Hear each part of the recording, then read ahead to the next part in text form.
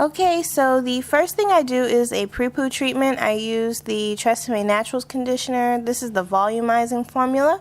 And I use coconut oil to put on top of that, and I use a plastic little bag, put that on top of my head and leave that on for a few hours as a pre-poo treatment. And this is actually my hair after a few hours covered with the pre-poo. So I'm about to get started washing, and I use the Suave Naturals clarifying conditioner to wash with. I like to clarify my hair before flat ironing, and I'm going to actually use the Texlaxed Naturals as a rinse out conditioner. I sometimes use the GBP one, but I decided for the Texlaxed Naturals. So here I am, fresh out of the shower. I got done washing my hair, and I used the rinse out conditioner to just kind of briefly condition my hair. I'm not gonna deep condition because I did that pre-poo treatment, which was actually on for a few hours. And now I'm gonna apply my leave-in slash detangler. This is the Heritage Hydration cream, I think. Well, I'll put the name of it below in the I'll actually put the name of it in the video. I'm not sure. It's like the cocoa, I'm not sure about the name, but it's the detangler that she makes. It's really nice. I apply that generously to my hair while it is wet, and I kind of squeeze some of the excess water out and just let the product dry. And I just let my hair just air dry until it's like around 75% dry, and that's it right now, 75% dry. After it's a little bit dry, I then begin to detangle with my wide tooth comb. And the leave-in, it does actually help a little bit with the tangles, and I find that I lose a lot less hair when I'm detangling my hair when it's somewhat air dried. So that's why I don't detangle my hair when it's like freshly washed or when it's really wet. I just wait a little bit, let my hair air dry for a little bit, and then I detangle, and I always find that I lose less hair. So I'm just detangling right now with my wide tooth comb. And after I detangle, I will then get ready to blow dry my hair. But I don't blow dry while my hair is soaking wet. I wait a little bit and then detangle after my hair is air dried for a little bit. Like my hair is like probably around 60-75% dry. So now I'm all done detangling and just showing you my hair so you can see what it looks like after it's detangled.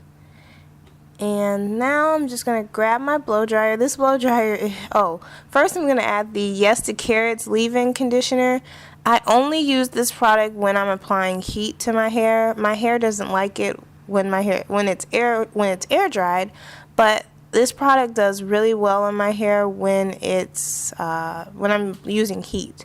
So I really like this product for heat styling. It seems to kind of moisturize my hair. It does moisturize my hair very well, and it helps me to get pretty good results.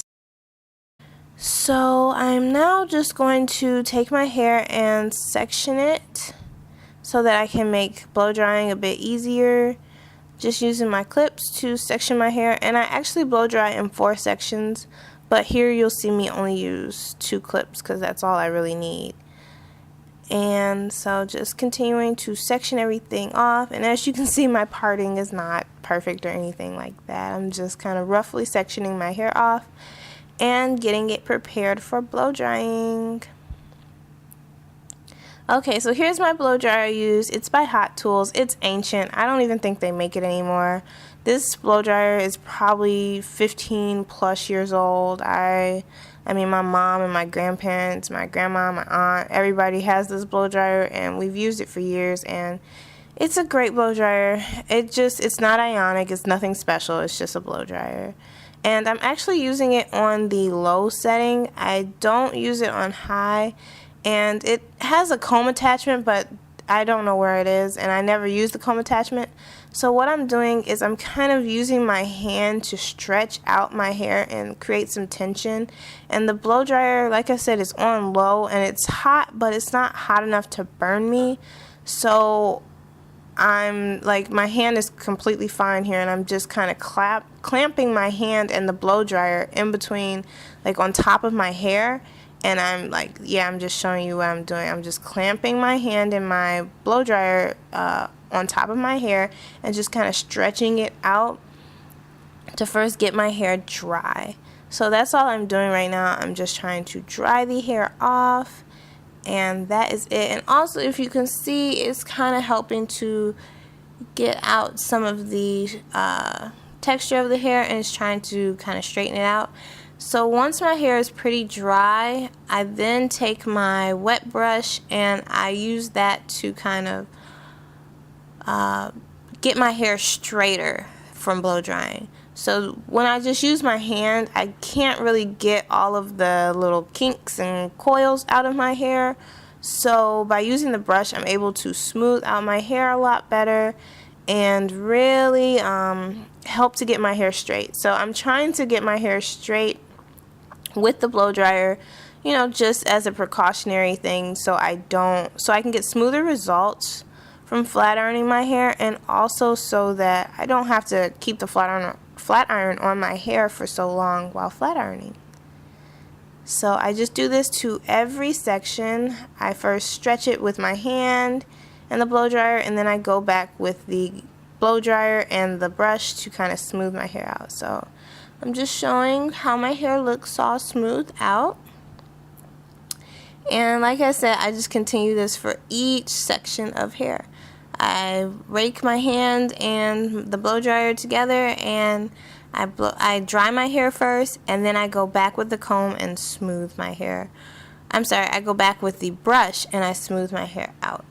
And now this is what my hair looks like when I'm all done with both sections. This is one half of my head that's already been blow dried. And as you can see, it's pretty straight. It's just not smooth.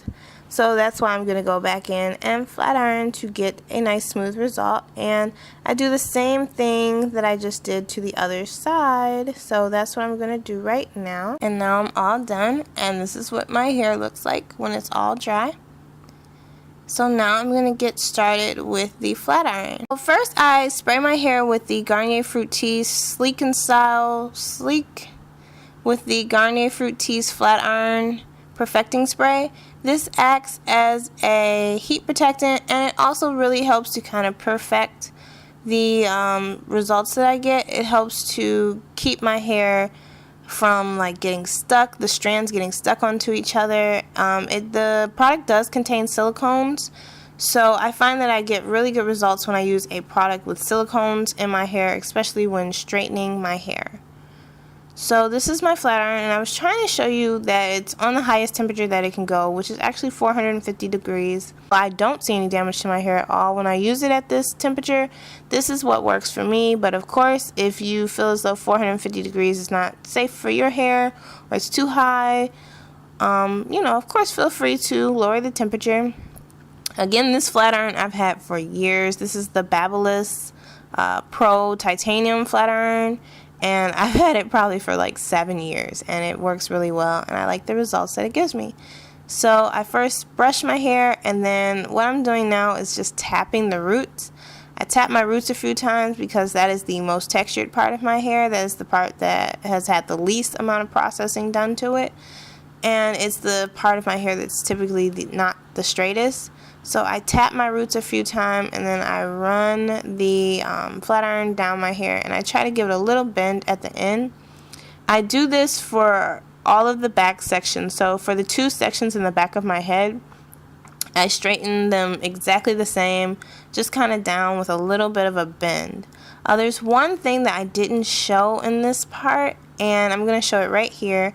That's what I actually do is when I'm flat ironing, I do add a little bit of oil to the ends of my hair, and that really helps to kind of just give me good results and get my hair nice and straight, and it keeps my hair from tangling. And so in this cap, I have just a cap full of safflower oil. I use any oil that I pretty much have on hand, something that's light. When doing this, it was actually wintertime, so I didn't use coconut oil. That's what I'll typically use. And I want to try this with argan oil, with 100% argan oil. But I just add the oil to the end, and like I said, I'm using safflower oil, something that's pretty light. And I just tap just my finger in there and just add just a tiny amount. I don't want to make my hair heavy or weigh it down. but the oil really does help to keep my ends from like sticking together, and it helps to give me really nice results and keep my hair straight actually too. So now I'm working on the front of my hair, and I like to add a lot of curl to the front of my hair because I like my hair to fall a particular way. So my front is a lot more, I add more of a bend and a curl to the front portions of my hair than I do the back. So the back stays pretty straight. It has a little bend to the end, but I keep it pretty straight compared to the front of my hair. So now just showing the process over again, I'm just adding the safflower oil, really focusing onto the ends of my hair, and I try to add as little as possible. I just dip my finger in the cap, which has the oil in it, and I'll actually wipe some of the excess oil if I feel like I have too much oil on my shirt. Well, this is an old shirt, and it's not really that important to me, but like if I have a napkin or something like that, I'll just wipe away the excess oil. And here I'm just kind of going back over my hair because I had a little bump in it.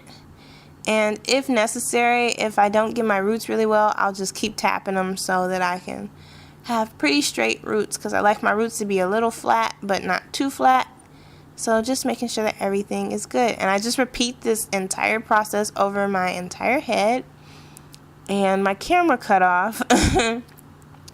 But here is what my hair looks like. This section of my hair, and I'm just finishing the top of my hair.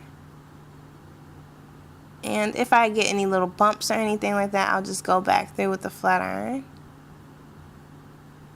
and fix them up. So this is the one side of my hair, and my camera did cut out so it didn't show the entire head, but these are my results, and I just completely do the same thing on the opposite side of my head. And that is it, and that is all. And I hope this video was helpful to anyone who's trying to flat iron their hair. And so thanks again for watching. Bye-bye. Bye.